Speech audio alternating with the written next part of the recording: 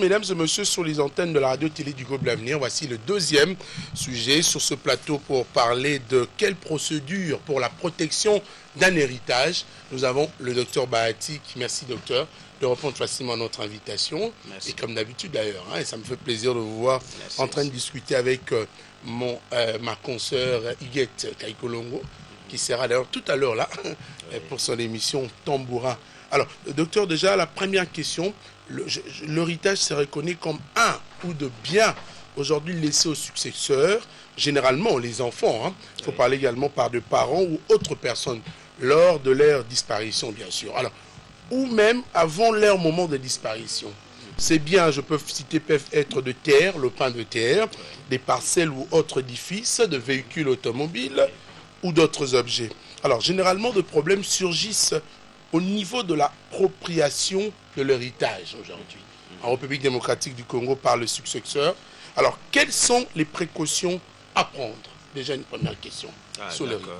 Merci beaucoup et c'est une très bonne matière. J'aime beaucoup parler de ça, même dans mes conférences, je parle souvent sur l'héritage durable. Ce qui est vrai que les parents doivent déjà eux-mêmes préparer ces choses avant de partir. C'est-à-dire que, premièrement, chacun de nous doit comprendre qu'il n'y a personne qui est éternel sur cette terre.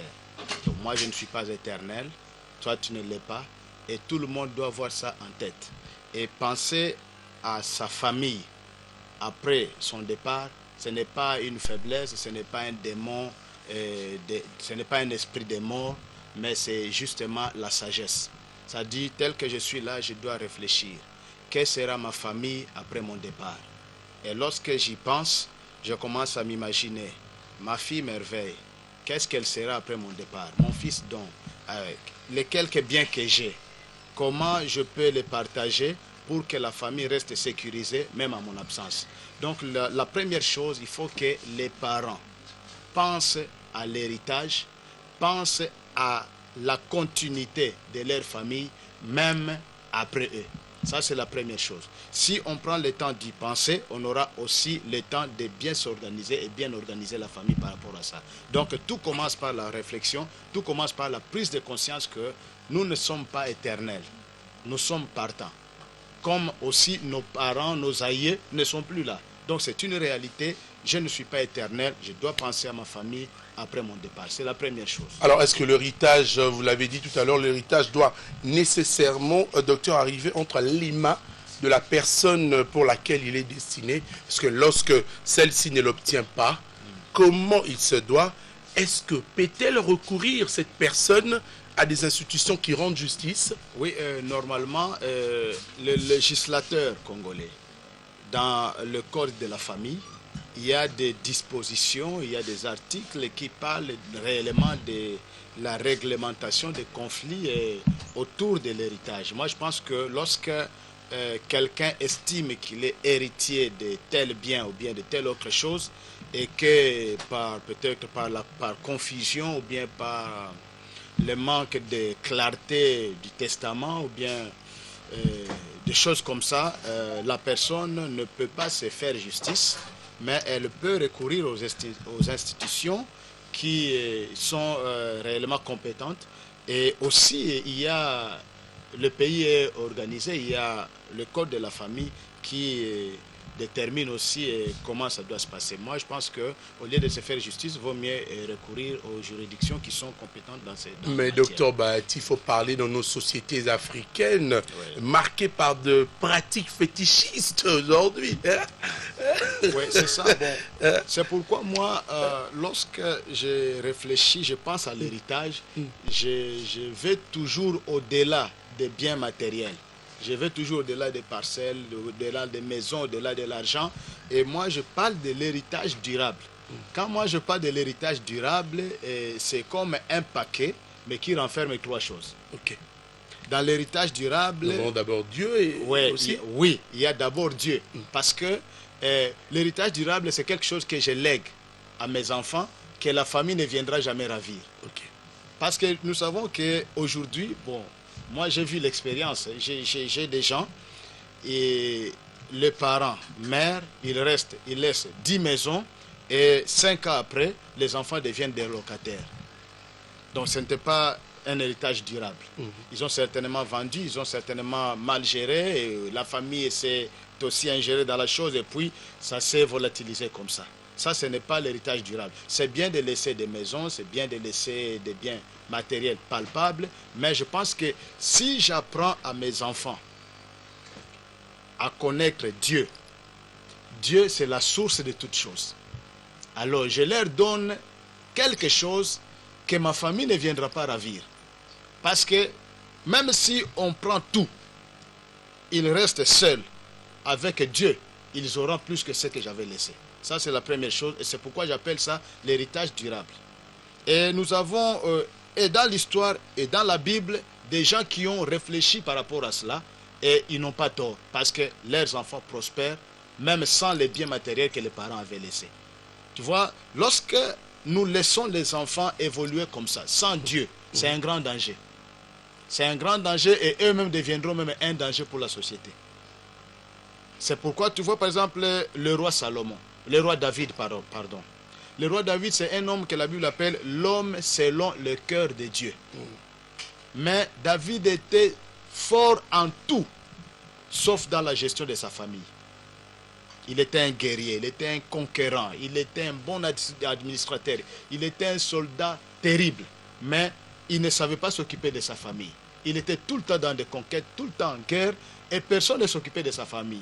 En 6 ans et demi, il a eu 6 enfants à Hébron, et puis 10 ans, il a eu encore 10 enfants, il avait une dizaine d'enfants, mais des enfants qui étaient des autodidactes.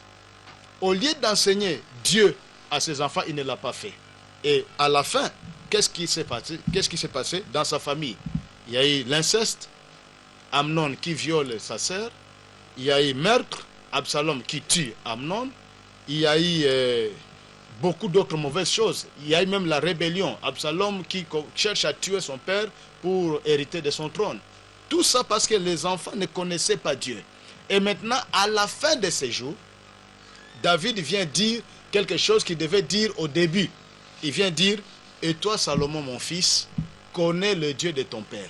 C'est ce qu'il fallait dire avant. S'il disait ça avant, tous ces dégâts n'allaient pas arriver. Et puis, je vais te donner une information. David a 70 ans. La Bible nous le présente déjà comme un vieux. Il tremblait et il ne savait plus faire les mouvements. C'est ce que la Bible décrit. Mais moi, aujourd'hui, en analysant les symptômes, je trouve qu'il avait l'AVC avec des chocs des enfants qui n'ont pas connu Dieu. Il avait piqué une crise. Et c'était très compliqué.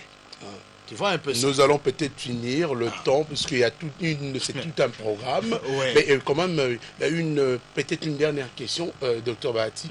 Comment peut-on protéger, ou bien comment peut-on faire pour protéger l'héritage, en tirer jouissance, bien sûr? Oui. Merci beaucoup. J'aimerais aussi, tout en répondant à cette question, ajouter qu'il n'est pas seulement question de Dieu comme héritage durable, il y a aussi l'éducation. Les parents doivent songer à donner l'éducation de qualité aux enfants, parce que cette matière grise que je mets dans la tête de mes enfants, personne ne viendra ravir ça. On peut leur ravir des maisons, tout, mais on ne viendra pas ravir le diplôme qu'il a eu en informatique, le diplôme de médecine, tout ce qu'il a eu comme éducation, on ne viendra pas ravir ça. Et puis on peut aussi laisser comme héritage des relations, tu vois. Je ne donne pas une maison, mais je donne des relations à mes enfants. Et quelque part, ils seront bien traités. Quelles sont ces relations? Oui, c'est ça, des relations. Et après votre mort, oui, c'est ça. Toutes ces relations vont facilement oublier. Non, c'est ça, il faut bâtir des relations sérieuses. Okay. Donc, tu bâtis une relation, tu sais que même si je ne suis pas là, celui-ci ne laissera pas tomber mes enfants. Ce sont des choses qui ne sont pas palpables, mais que nous pouvons laisser aux enfants et qui pourront être des trucs durables. Pour protéger l'héritage, il faut que l'héritier soit au courant. Il faut que l'héritier soit au courant de ce qu'il reçoit comme héritage. Parce que si j'ai hérité une maison et je ne suis pas au courant que j'ai hérité une maison, on pourra facilement me voler la maison. Donc, il faut premièrement que l'héritier lui-même soit au courant et deuxièmement, il faut que toute la famille soit au courant de cet héritage. Ça sera une bonne façon de protéger l'héritage. Docteur Bahati, nous vous disons merci de venir. C'est un sujet c'est moi qui vous remercie. Capital. Mais nous vous invitons pour la semaine prochaine. On pourra quand même discuter encore si...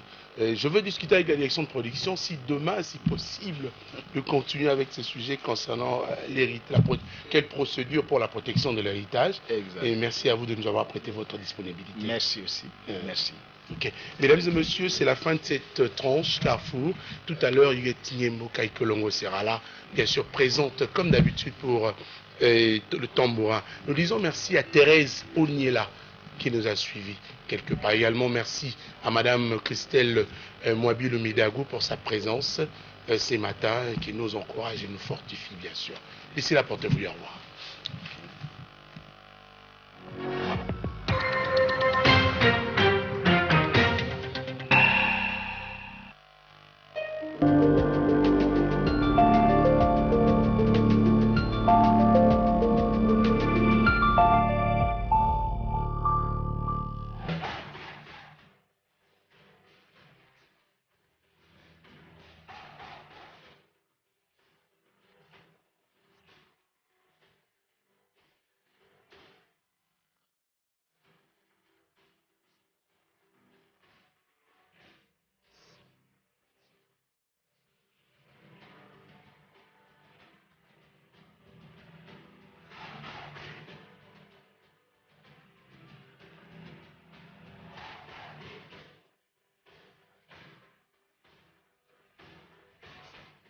Éclaircissant pour lui, mais surtout pour elle.